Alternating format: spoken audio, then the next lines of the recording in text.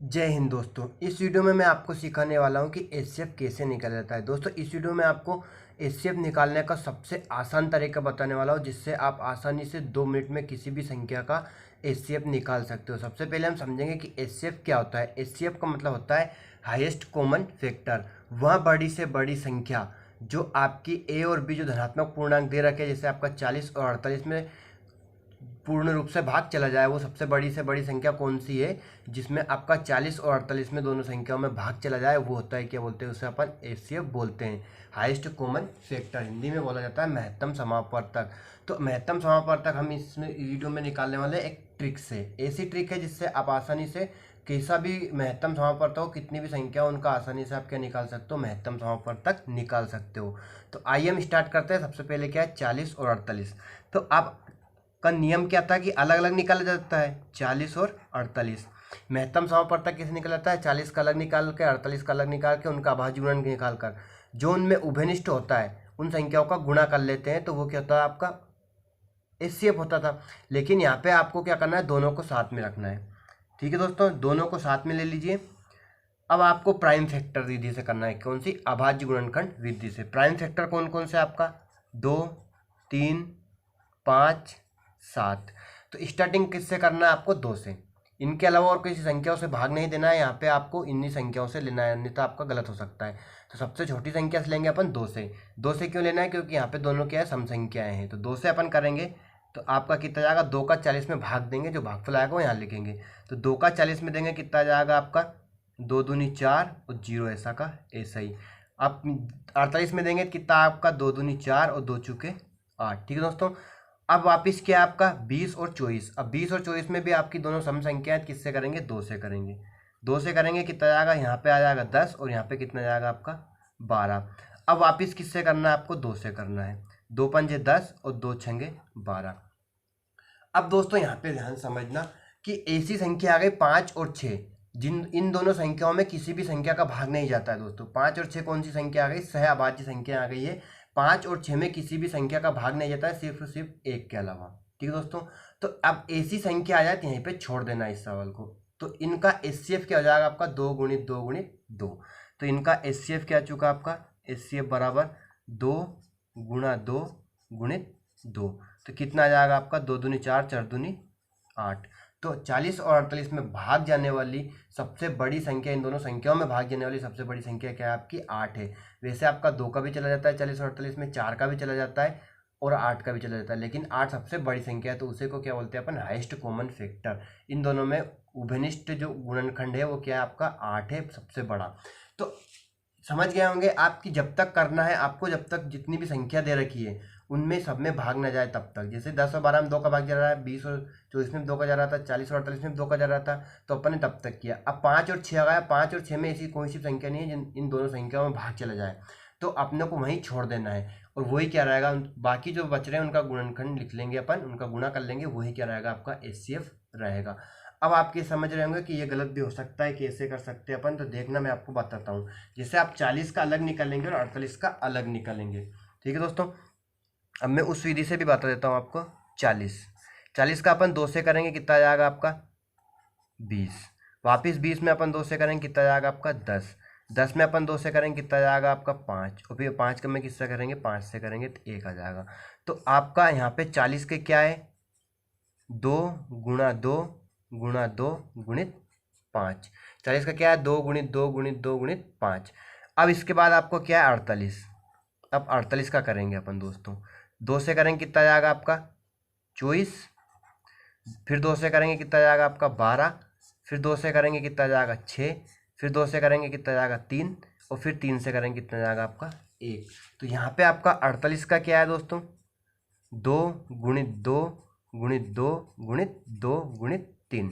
अब इनमें कॉमन क्या रहा है, देखो आपका 1 2 2 और ये 2, ये दोनों आपके कॉमन उभयनिष्ठ नहीं है दोनों में। तो आपका एचसीएफ बराबर यहाँ पे क्या जाएगा, 2 गुणा 2 गुणा 2, कितना जाएगा आपका 8। तो इस विधि से करो या इस विधि से करो, सेम ही आता है आपका।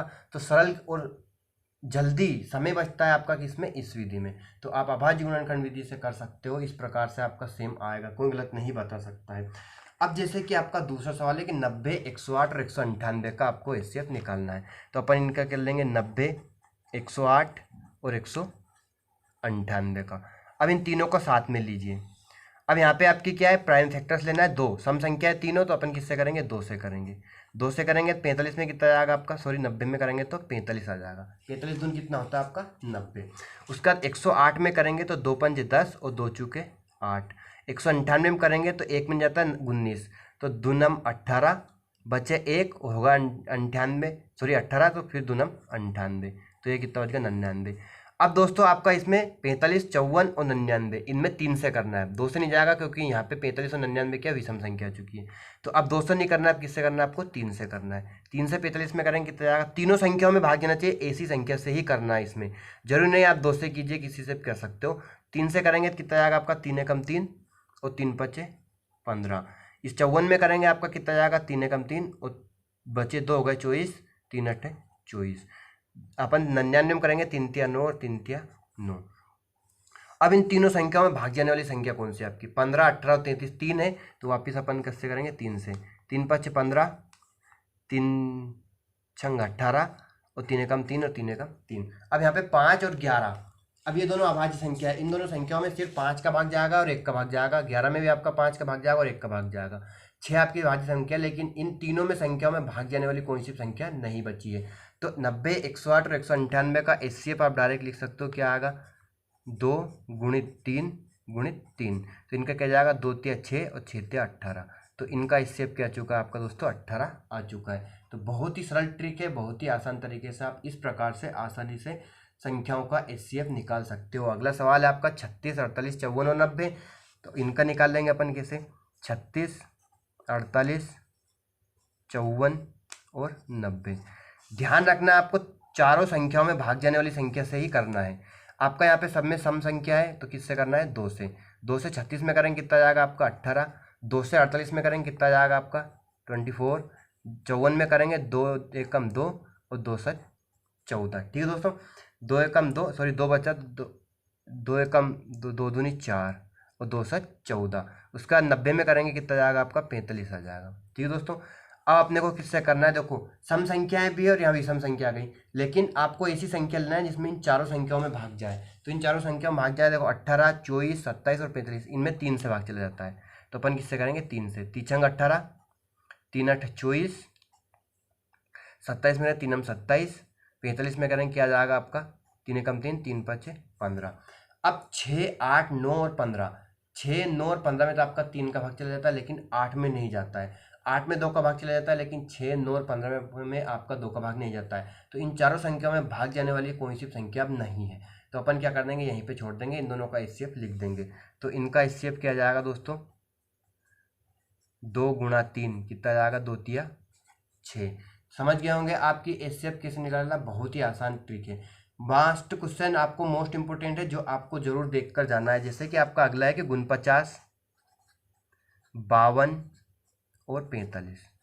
अब ये संख्या है, अब 49, 52 और 45, 7 का चला जाता है इसमें, लेकिन 7 का 52 में नहीं जाता है, 45 में नहीं जाता है। 2 का चला जाता है 52 में, लेकिन 49 और 45 में नहीं जाता है। 3 का चला जाता है, 5 का चला जाता है इन दोनों 45 में, लेकिन 52 और 49 में जाता है। यहाँ पे कोई संख्या ही नहीं है ऐसी कि इनमें आपका भाग चला जाए। तीनों संख्याओं में स्टार्टिंग में कुछ भी नहीं आ रहा है, तो उनका एचसीएफ आप डायरेक्ट लिख सकते हो, क्या आएगा 1, क्योंकि 1 का गुणा और 1 का भाग किसी भी संख्याओं में करते हैं तो उनमें संख्याओं में कोई परिवर्तन नहीं होता है। तो आप समझ गए होंगे कि सह अभाज्य संख्याओं का या फिर अभाज्य संख्याओं का एचसीएफ कितना होता है 1 होता है। जैसे कि आप इन सब में तीनों संख्याओं में किसी भी संख्या का भाग नहीं जाता है, तो उनका एचसीएफ क्या जाएगा आपका 1 आ जाएगा। तो दोस्तों आपको समझ आ गया होगा कि एचसीएफ बहुत ही आसान तरीके से कैसे निकाल सकते हैं अभाज्य गुणनखंड विधि से।